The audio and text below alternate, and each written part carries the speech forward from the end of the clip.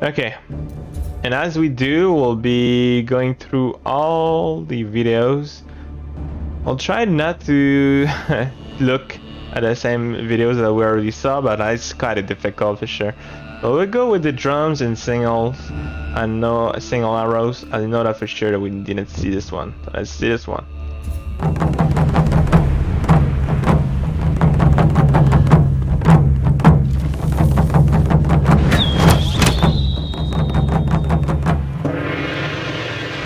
In the noise and confusion of battle, communications were vital.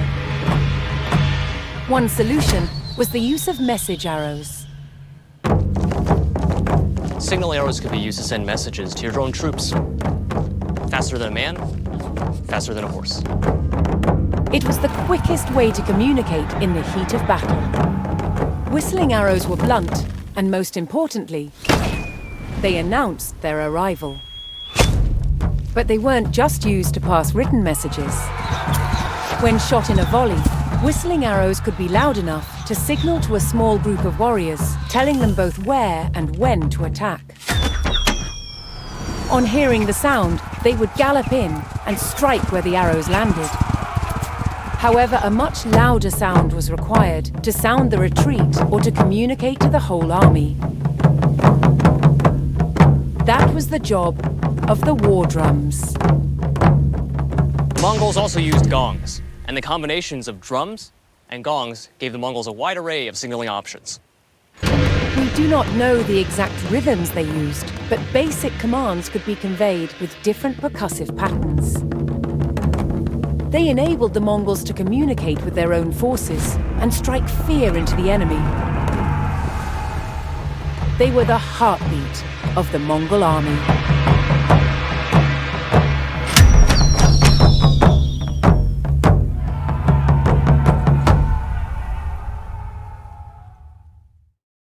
All right, pretty cool, pretty cool. Let's go this mission now. The Kirite. In 1206, at a gathering of tribes known as Kirite, the young Mongol chieftain Temujin will be confirmed as Genghis Khan, ruler of the newly united Mongol nation. A Kirite was a pivotal event that affects the fate of the whole Mongol realm. At these meetings, Khans were chosen, traitors were sentenced, and wars were set in motion. From every corner of the steppe, people under Mongol rule gather at the heart of the Mongolian homeland to have their say. There were festivities too. The sports of wrestling, archery, and horse racing will be playing alongside the politics of parliament.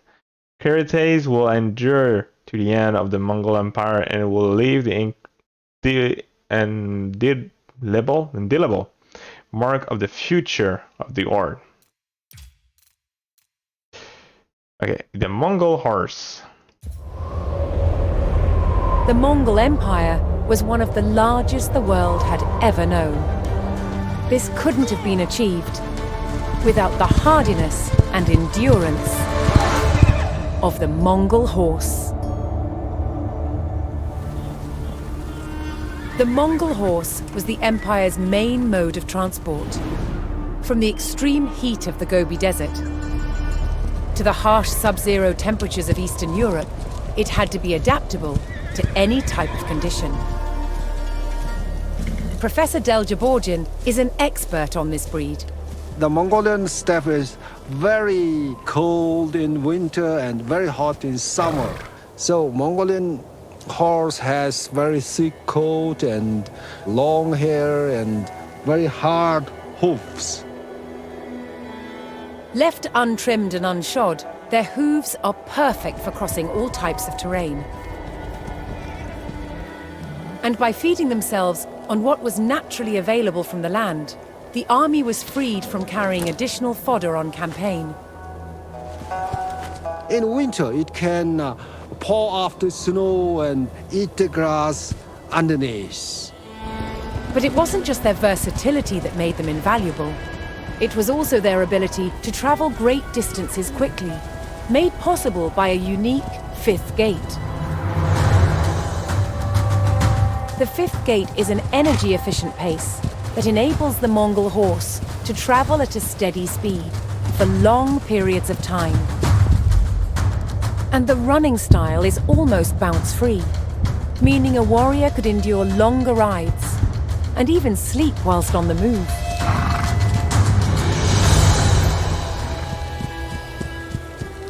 Today's Mongolian crossbreeds still have this ability.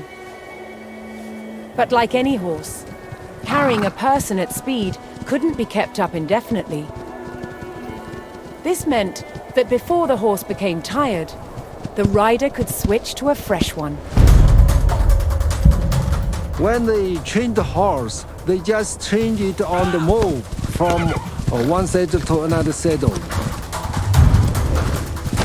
By repeatedly switching horses, a mounted warrior could travel vast distances much faster than conventional armies.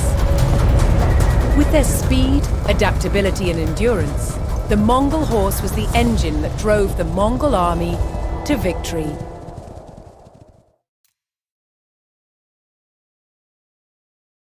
Okay, well, very cool. These videos are so interesting. Okay, let's go with this mission now. This one now.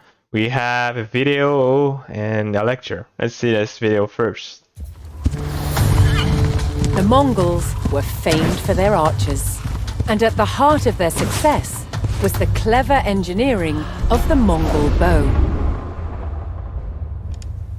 The Mongol bow was part of a family of bows. Different cultures made these in varying shapes, but they were all made of the same materials. They were all composite bows, assembled from several parts. Lucas Novotny is a world-class horse archer and a master composite bow maker. Here we have a wooden core. That's what we begin with. The core is basically the invisible part of the bow. All we see in a bow is always the flesh. However, we never see the skeleton. Just like in a human, we know it's there. The wooden parts are fitted together with precision joints, giving the bow its distinctive shape. Okay. Now, we have the tips. They go in like so. These tips of the bow are non-bending. They act as levers that allow you to draw a much stronger bow than you normally would be able to. It's a genius bit of engineering.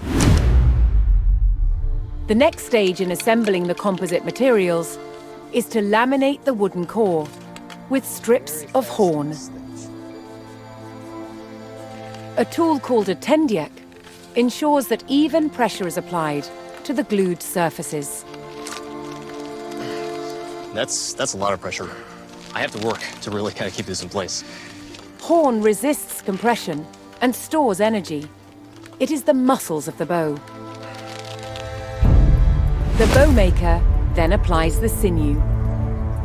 This is dried animal tendons that have been pounded and shredded to produce fine fibers of considerable tensile strength. Bundles of combed sinew are moistened with water, then soaked in glue made from the swim bladders of fish. The sinew is applied carefully, layer by layer. One medieval text states that all of the skill lies in the laying of the sinew. You have to really be quick with your hands. You have to make sure the fibers are straight.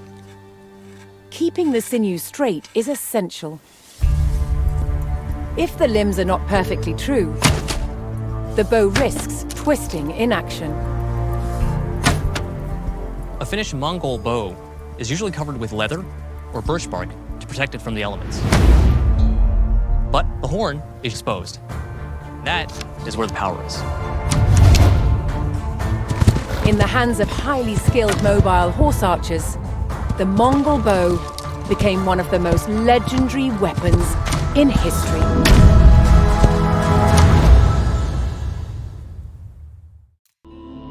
Can you imagine like how long it is just to make a single bow, like, and then the warrior just go in the battlefield and immediately die? It took like 10 hours just to make one bow. It goes off like this. It's gone. Okay. It's quite interesting for sure. Like these weapons like are not the same as today weapons. It wasn't art back then, right? Let's see now this one, the lecture of the spirit banner. To a Mongol warrior, the horse was a supreme animal. Its power, spirit, and endurance were vital to his survival, and is leading in him to victory. As worshippers of the eternal blue sky, Mongol warriors believed they could harness the power of nature by raising a personal banner of horsehair to capture the force of the wind. Black hairs were used in time of war and white for peace.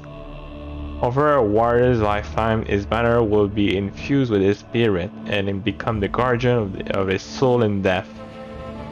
The warriors will be remembered by his descendants and kept close of his family through their reverence of his spirit banner. That's interesting. Siege of Kiev, conquest. We didn't see the Yam and the people of the Felt Walls. At the heart of the Mongols' nomadic ways of life was a home of simple construction. A gear was round tent of wood and felt that was quick to dismantle and transport. Yeah, the gear, the thing that we're using to transport the food and the wood and everything inside. The gear was the domain of Mongol women. Inside its wall, they were in common. Here they gave birth and schooled their children, provide food to passing travelers, and even had authorities over their clan. A woman made the gear felt walls by hand, pressing wool into blankets. Mongol believed that through their craft and nurture, a woman's soul will become a part of the felt she had crafted. And so, when her blankets were passed to her daughters, it will still be with them, ingrained in their fabric of their homes. Wow. The Yam. The vast Mongol Empire was created by warfare, but it was governed by bureaucracy. Good communications across the empire were vital, and that was the job of the Yam Riders.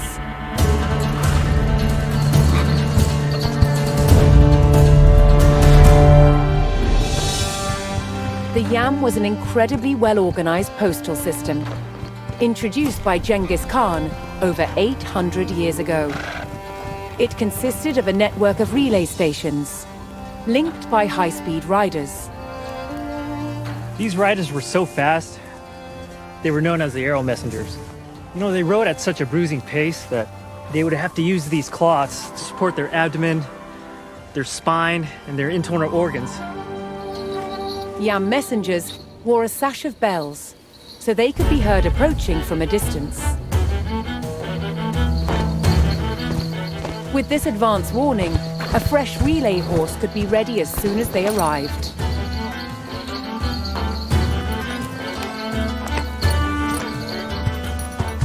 Remounting like this allows us to travel several relays each day. With a constant stream of riders, official messages could be carried quickly to and from all corners of the empire. In China alone, the Yam had over 14,000 relay depots and over 50,000 horses. In some areas, the relay stations were much closer together. Here, the system also used fast runners. However, it was the hard-riding couriers that made the Yam such a rapid communications web. And to ensure it ran smoothly, riders carried a medallion, the paisa. Paisas acted as passports and gave the owner authority to demand goods and services from the Yam stations and the local population. The Yam messengers were the lifeblood that flowed through the great Mongol Empire. Okay, that's cute. I wonder though, what was his, like, what was the message? Like, they were just posting like some bureaucracy stuff, I guess. Like this is not what's going on, maybe. Okay, maybe. The Battle of Lignitz. The Nomad music, that's the video that we already saw, and this lecture that. Okay, let's see the Nomad music.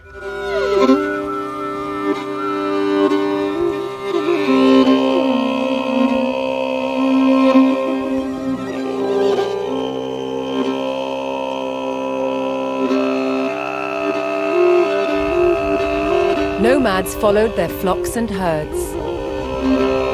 A Mongol family might move up to 30 times a year to seek fresh grazing. Nomadic people civilization is different from the settled civilization. It's based on open field movement and horseback riding lifestyle. The music is one of the most important elements of this kind of way of life. A central theme in Mongolian music is the horse. All Mongol life was lived on horses. That's part of the Mongol identity, is the music of the horse.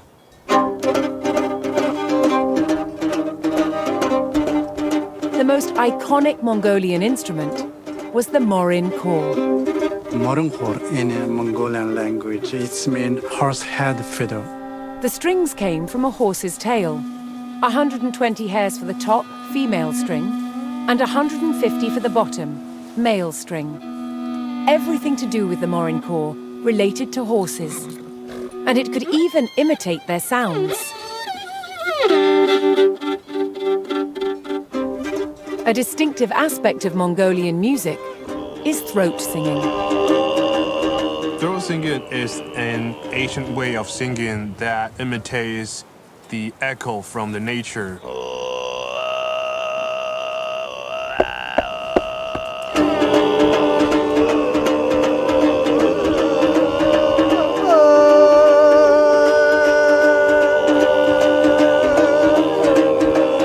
Throat singing is the sound of the steppe, the wind, the earth, the animals. Music was also used to tell stories. In this praise song, two horses run away from Genghis Khan for a life in the wild. But they miss his kindness, and so they return.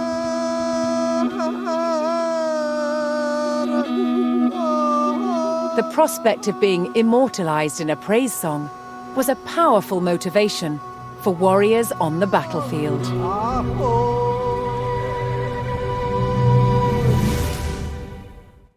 Alright, cool. Okay, interesting. The Warzone Campaign. The arrival of the Mongols in Europe was a calamity for which the West was grossly unprepared. In the years since Genghis Khan's rise, the Mongol military had perfected their strategies and invaded with unstoppable ferocity. Campaigns were planned years in advance. Scouts would survey the terrain, burning farmland as they went. The clear land will create a highway for pasture for the forthcoming army and their animals. Using a decimal system of organization, a Mongol army could be tens of thousands strong and still communicate efficiently, more swiftly, and feed every one of its warriors for years at a time. Through discipline, practice, and endurance, the Mongol army remained ready for action and poised for conquest. Yes, let's go. Okay, and this one, the General Subutai. During Genghis Khan's early reign, he appointed a young boy as his loyal door guard, seeing potential in his dedication. The boy remained at the Khan's side and grew up learning his strategies. He will rise to become one of the Genghis Khan's Dog of War, the Dog, an elite group of his most accomplished generals. His name was Subutai. War after war, Subutai demonstrated his shrewd ability to judge an enemy's weakness and exploit it. His unconventional methods led the Mongols to easy victories across Asia and into Europe. He used spies, smoke screens, and if Fang retreat to confuse and exhaust his enemy. He coordinated multi-pronged assaults across vast distance with devastating results. Subutai remained a legendary figure for both his brutality and his cunning. Interesting. This video now, the multi-bow crossbow. Let's go. The Mongols used all manner of ingenious machines, from trebuchets to giant crossbows.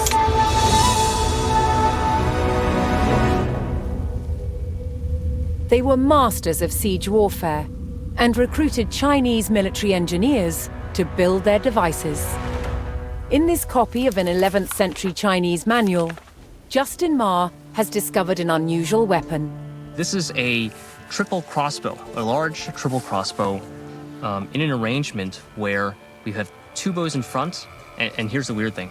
You've got one bow in the back, facing backwards.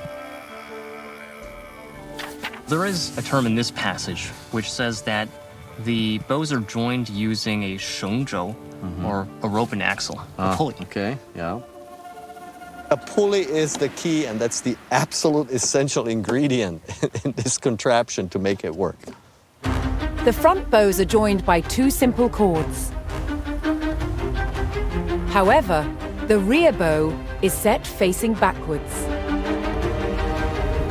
The front two bows are strung and set to face forwards. The rear bow is then connected to the front bows by a single cord, running through two pulleys. This pulley system allows all three bows to thrust a projectile in the same direction. Now these pulleys make sense. Sort of spanning around here, reversing the direction. A winding mechanism, called a windlass, draws the string into place. You can see that tension as it's pulling that last bow in reverse. A crucial part of the design is the backwards-facing bow.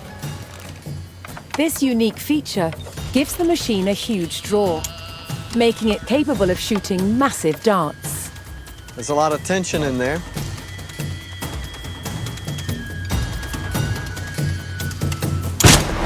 The projectile strikes with impressive force. Golly. Well, it's gone through three. Piercing 3 boards on the first attempt, the team decides to increase the challenge. Let's do it. Quite exciting. Let's see if it really can punch a hole through that fourth one. It went all through 3 of them, and it punched a slight hole on the side of the fourth. In battle, such weapons might be used to penetrate shields, but this heavy oak barrel poses an even greater challenge.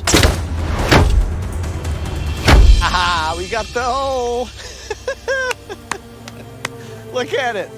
A lot of leaking out. I didn't think we're going to be able to punch this. I mean, it's just incredible. This is impressive. I mean, this took a lot of force, too.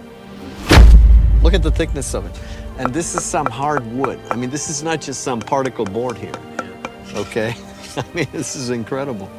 Embracing the knowledge and skills of the people they conquered enabled the Mongols to win wars and control vast territories. This was key to the creation of one of the world's largest empires.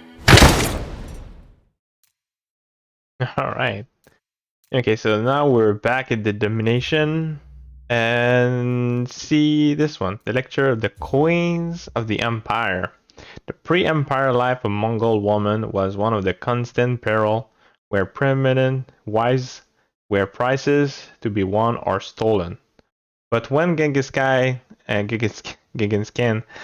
united the Mongol nation, he transformed the position of woman from possession to equals, a reflection of his belief is in the spiritual balance between male and female. His wives and daughter would rule the conquered territories as queen, while their husband and son went away on a campaign.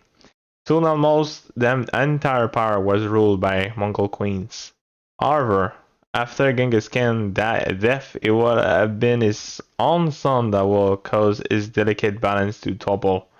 The position of the woman once again became uncertain as they were forced from power, violate, murder, and chased into hiding, and so the Khanate descended into rivalry. Yeah, after Genghis Khan died, a lot of the Mongol Empire started to crumble just a little by little. We don't see that, but I believe like after this, like a little after later, I think it's when the most of the empire was pretty much dead. Like I think at 1400s, all the empire, all the soldiers were all scattered around, and they were just. It's like the Yam was recently. The Yam was just not doing their job anymore, and they where everybody was just kind of lost. Like the territory was so large, so vast that I guess the communication was not made properly, and everything was just in shambles. Everything was just not as it used to be. Okay, let's continue. We have to watch this one, the Mongol Heavy Cavalry. Let's see.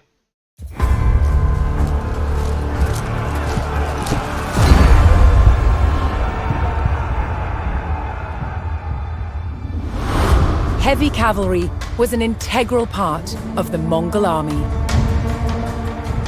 By definition, they were fully armored. Heavy cavalrymen were troops who went into the thick of the fighting. Mongol heavy cavalry had steel helmets, but they also had this very distinctive form of armor here, known as lamina, made of steel, rawhide, and even leather. Now, in this example, you can see how the individual scales have been laced together, often with doe skin. Rows of lamellae, which in turn was then sewn into fabric or leather backing. Lamina armor is wonderfully robust. It's flexible, relatively lightweight, and easy to repair. The Mongol heavy cavalryman, in his characteristic lamellar armor, was the hammer in the Mongol war machine. All Mongols, both heavy and light cavalry, were capable horse archers. However, for the heavy cavalry, shock troops that rode into and smashed the enemy, the bow was of secondary importance. Their principal weapon of first contact was the lance. Using the momentum of the horse, the lance was mostly used point first to strike and pierce a foe. It could be used with great precision. Strikes with the point were effective, but the Mongol lance had an additional feature. Not only did you have the spearhead for running into and through the enemy, but you also had this hook to haul them from the saddle. It took considerable strength to pull a man from his horse. And doing so took him out of the fighting just as successfully as a head-on strike. In hand-to-hand combat, the Mongols used the sword to slice their way to victory. But they also had this, the great mace, which they used with two hands.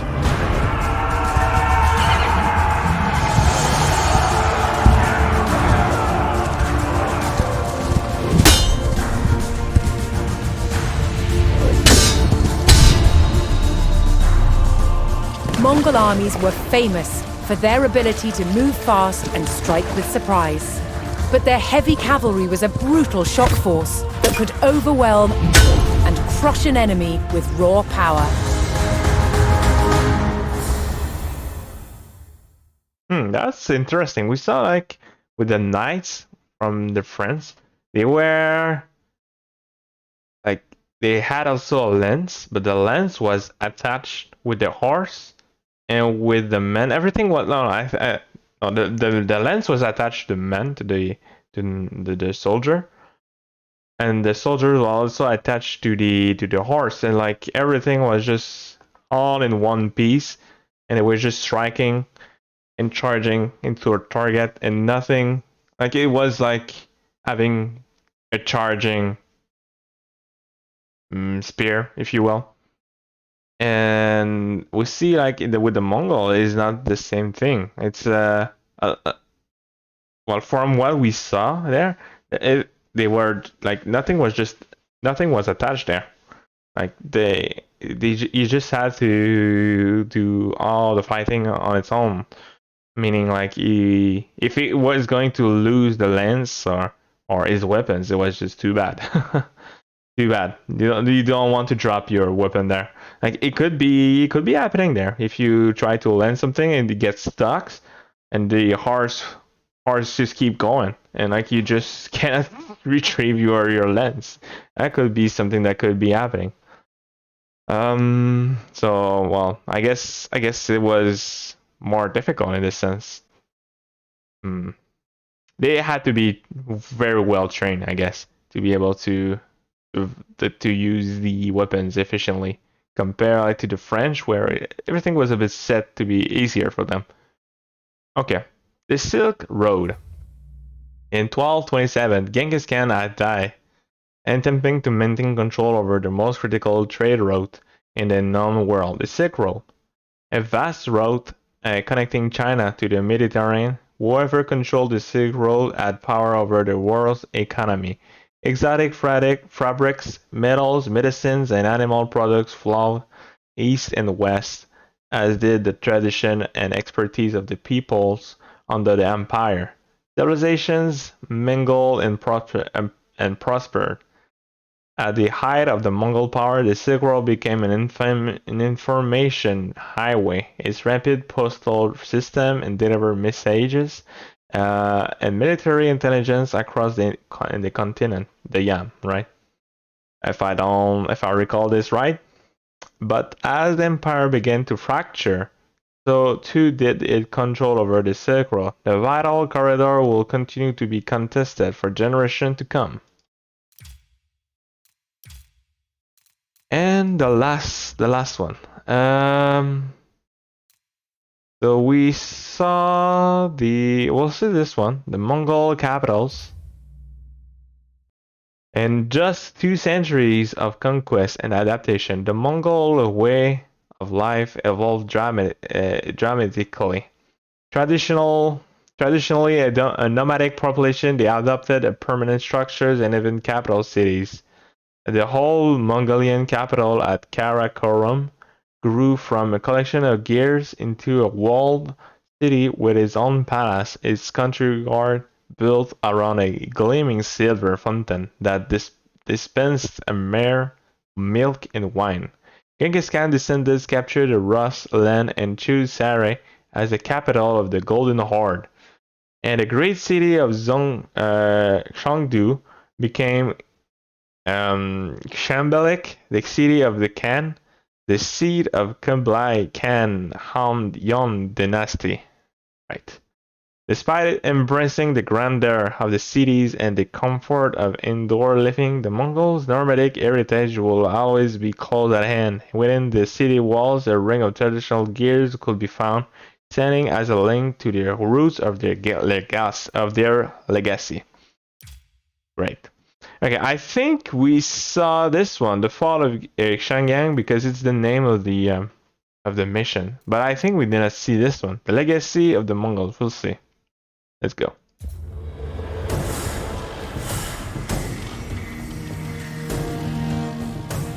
The Mongol army smashed through Shangyang's defenses and captured the city.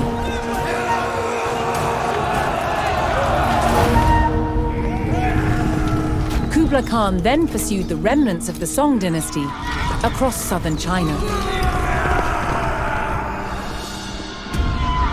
In 1279, at the Battle of Yamen, the Mongols destroyed the last defenders of the Song. Kublai Khan now ruled over all China, founding the Yuan dynasty.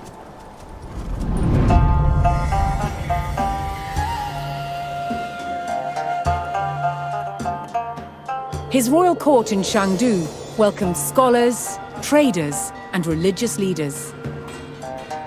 The Mongols demonstrated civility and religious tolerance, but also brutality and violence, typifying the contradictions within the Mongol Empire.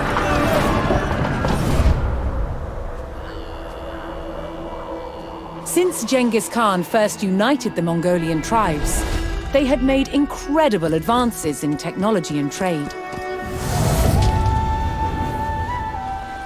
And they created indelible connections between East and West. At its height, almost 100 million people lived under Mongol rule, a quarter of the world's population. The Mongol Empire endured for less than 200 years, before fragmenting into smaller territories. But its legend continues to this day. Genghis Khan's mission was to unite the world into one empire. Yet he always returned to the Mongolian steppe, where the endless grasslands lay beneath the eternal sky. And from where he created one of the largest empires the world has ever known.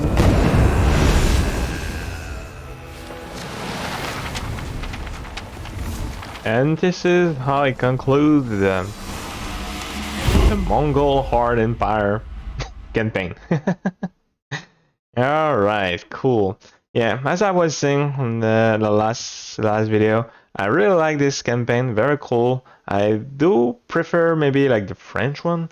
I feel like this one was quite difficult. Maybe it's because it was bad. I took quite a lot of time to complete some missions, and where like probably I should not have took that long. But yeah, I've seen like a lot of hours have been spent on this, especially like the Lumanshan one, the mission. Like, guys, it took me so long to beat that one. That was incredibly difficult, and that was due to the fact that I was, oddly enough, is because I was too fast. I was too fast there. I think I should have established my stuff before like going to the next objective. But the last mission, for example, yeah, that was I was maybe a bit too slow. Maybe I should have built that trebuchet a lot sooner, so I could finish the mission a little faster, and so like I don't lose my trades to like the hordes. That was keep happening all the time. Anyway, so we did it. Next time we'll be playing the Rise of Moscow, which seems to be the last campaign. I see like maybe there could be a little spot there, but no, I don't think so. I think that's gonna be the last campaign. So yeah, thank you for watching.